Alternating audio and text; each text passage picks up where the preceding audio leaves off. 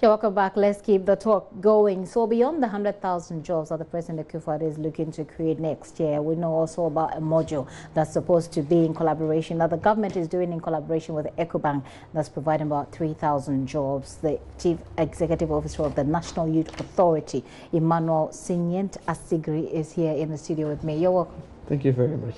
Okay. Now, the President has made the announcement. You know, I'm smiling. I'm cutting in. You got my middle name so right. People have been struggling with it. People are, okay, well, I got it right. Very. Well, you should maybe clap for me or something. Okay, so the President has made the announcement. Now, what's left for us as Ghanaians to see is the implementation of that announcement, and we want to see it reflect in the society. We want to see our young men get the jobs. Tell us a bit more about this program. Thank you very much. I think that what the President put out was an emphatic statement that this offer is in place, and in the next 13 weeks, because I'm taking this week out, so if I have to, you know, add one more week, that indicates that in the next 13 weeks we would have 3,000 young people who would have an opportunity to walk out of a training program that would put them in a job situation. Okay. Yes. So this is a training program. How is it going to be? What kind of training are you going to give the people who are going to be selected? This is an online digital marketing entrepreneurship training program, which online digital marketing entrepreneurship program. Training program, okay. Yes, which is one of the key programs we have launched for the youth of Ghana as the mandated youth development agency of our country. And let me start with the genesis. This is something we started working towards last year as part of the various areas we are looking at in terms of youth unemployment interventions. Then in the course of it, not because of this, we had an indication EcoBank wanted to engage us on some discussion. They invited us, we went there, and they indicated to us they are coming up with a new program which they thought they could fall on us for some 150 young people to benefit from it in terms of jobs. So we looked at the modalities, MOUs started coming in and out because we had to give to legal people to look at and all that. Whilst we were working on this particular program, then somewhere along the line, I think they picked it from somewhere because we didn't even tell them. They picked it from somewhere that we were coming up with this project. So they called us again and then wanted to find out what was going on with this particular area. And how perhaps they could partner you to because what the first discussion was centered on IT. Just providing 120 154. 150. Yes, in the IT sector. Okay. So when they got the details of this, quickly they switched from the 150 and then showed interest in this whole the 3,000. Yes. Okay. And this program, we're doing it across the 10 regions of Ghana. Okay. So we have training centers in Tamale, Bolga, Wa, Sunyani, wherever it is. So let's get to the most important part of the discussion. How do I get signed on if I want to? It's a simple process. You go on our website. We have dedicated a site where you can sign on. And then those who are eligible to go on this program, the minimum qualification we're giving is JHS. JHS. From JHS to university graduates. Okay. Because this is a program which is not new, it's not a novelty in this country, except for the fact that it's one area that the private sector have been the ones championing it. And looking at what, from the study we made, what they've been turning out, the numbers have not been that much. And the young people have been showing interest in this area. It also affords the opportunity for young people to get a ready job opportunity after they go through the training. And actually, really, that's what they're all looking for. In fact, if I didn't have a job, that's all I'll be looking forward to.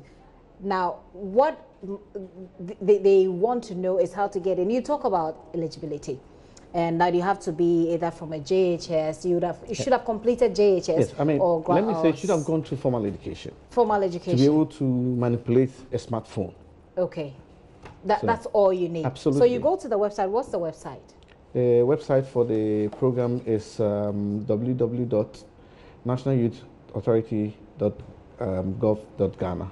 Okay, so let's go through it again. So, and if you are watching, you should take your pen by now, and you should put down the, or if you have your phone, you just click the website, the link in, and look out for your, you know, whether or not you're eligible for it, and get signed on. I want to indicate that it is not something that young people are now going to get in there.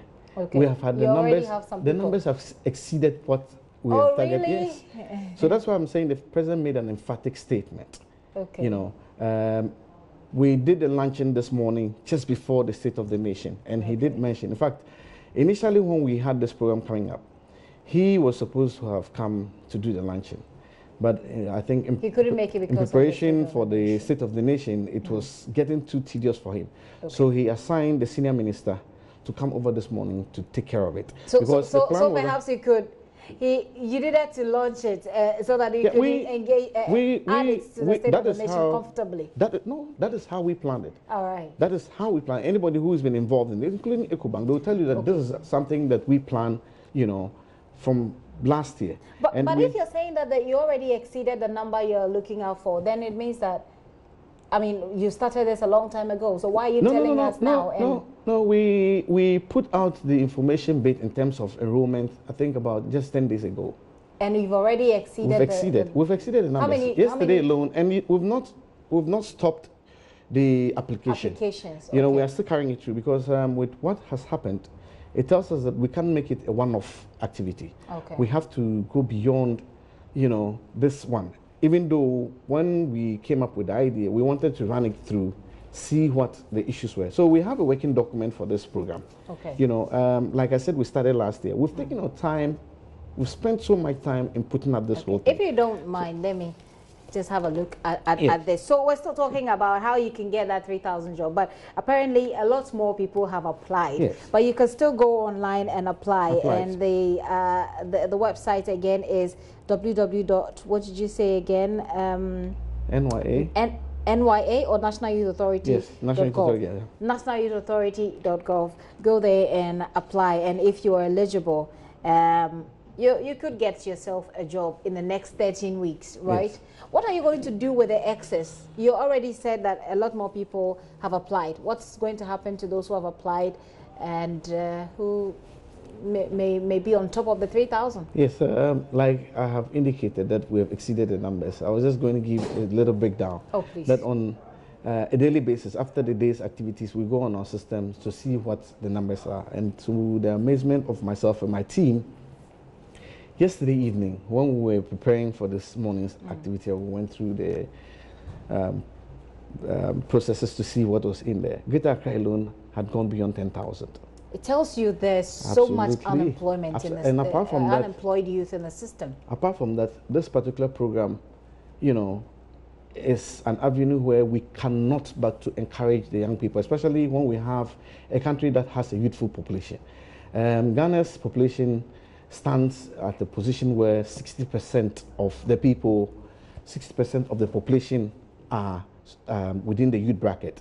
So it is not going to be something where we look at this as a luxury. Okay. Looking at what is happening with regards to technology across the world. Okay, so within the African continent, some have already made leaps and bounds in this direction. Rwanda today, having come out of their situation just after the 1994 genocide, you know, have taken the lead when it comes to the use of technology in terms of whichever area it is. And it is leveraging a lot for the young people of that country. Right, I can get that. What we need to leave our viewers with before you leave this conversation is when they're going to actually start working. Do we know when people are actually going to start working? What is going to happen to those who come after the 3,000 have already been registered?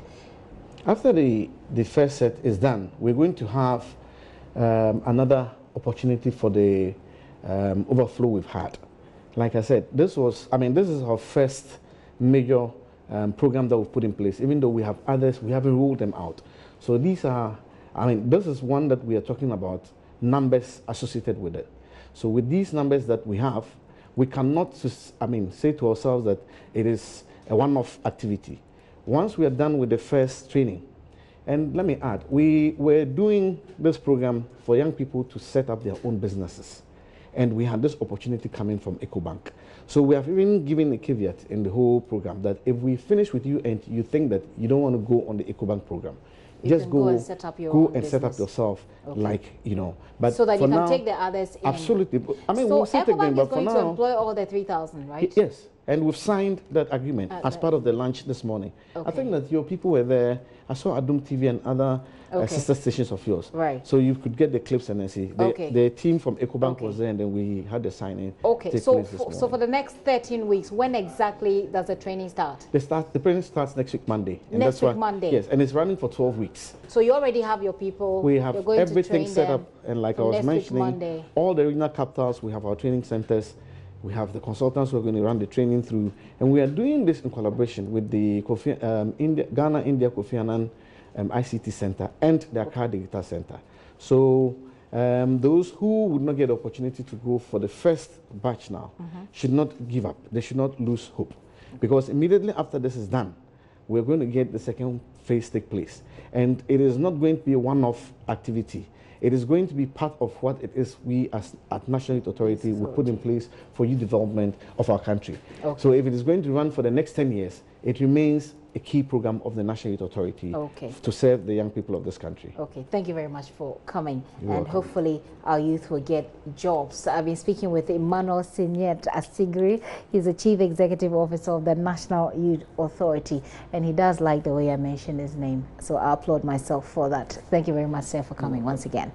Now that we're done dealing with the economy, with security, with youth employment, we're talking about health. Now, when was the last time you used the National Health Insurance, and what was the experience? Because President Akufo-Addo says there has been a, quote, revival of the NHS and a renewal of respect for the card.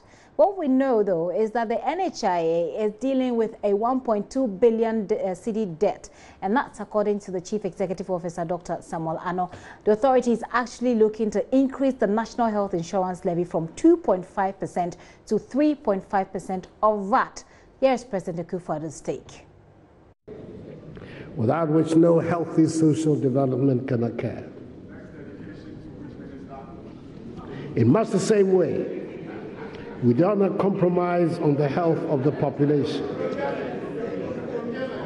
We have cleared a substantial part of the debts and arrears that were choking the National Health Insurance Scheme. Courtesy of the prudent management of the able chartered accountant, Health Minister Honorable Kwaku Agyeman-Manu, MP for Namar Central. This has led to the revival of the NHS and the renewal of respect for the NHS card.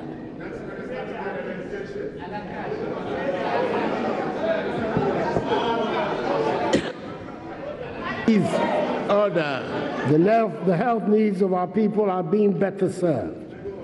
Moreover, as we work to open up the country, I hope that our efforts at improving the conditions of work for health workers would be appreciated, and there would no longer be the reluctance to serve in some parts of Ghana.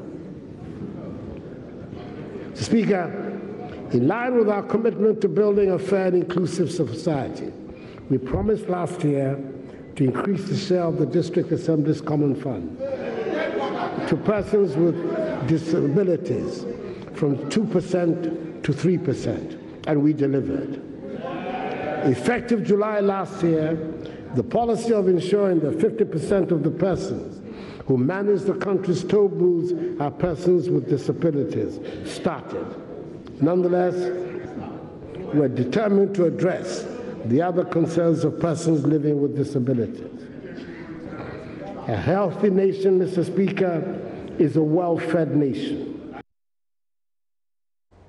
Does your National Health Insurance card have that revived respect that the President is talking about? Cecilia Seno is Vice President of the Coalition of NGOs in Health. Ma'am, thank you very much for your time here on The Pulse. What is the state of the National Health Insurance scheme at the moment?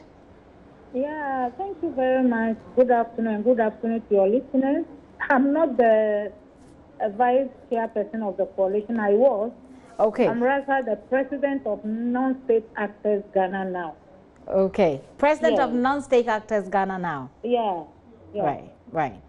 So what's your assessment of the health insurance scheme as we speak?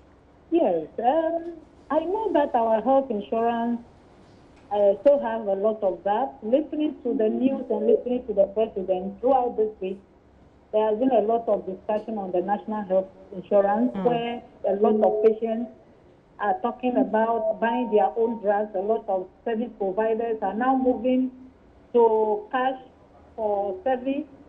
And so we still have a lot of challenges taking our national health insurance. And as a result, we are not going to achieve our universal health coverage as prescribed by WHO and for third world, most of the developing countries. Yes. But the president says that there's been a revival of the scheme, and that the card now has what he calls the respect. You know, the respect as in when you go to the hospital, there are times that the nurses and the doctors won't even pay attention to you if you have a card, and that's if you don't have ready cash. Does that resonate with what you've seen happening on the ground? I think listening to the people on the ground is very important when it comes to raising some of these issues. And I am a civil society person, and I'm directly on the ground among the people in the communities, and I listen to many frustrations and challenges that are going on. I think there are the service providers, if you don't have national health insurance, they will give you the prescription to go and buy. And so I think it's a process. What the president might be saying is that these are the plans they have, but I don't think it has really completely taken off as being said, because we still have challenges. And I mean, if you don't have it, it's different. But you can go with the card, but you still have to pay. And so I think we still have gaps. We must really look at it and address it completely and practically as prescribed by the policy for the national health insurance. Well, from what the president says, it's not like an intention.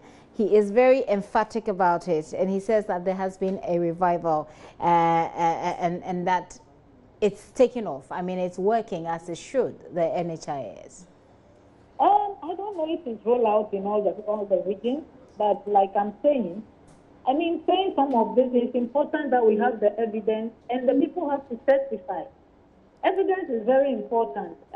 But it was only yesterday I heard some interviews on your station, JoyNews, and there were a lot of discussions and interviews on patients who still continue raising issues of paying for their drugs. They say when you go to the OPD, you don't pay for the folders, but when it is when the doctors prescribe, they give you the prescription because they don't have the drugs at the facility. So you still have to go and spend money.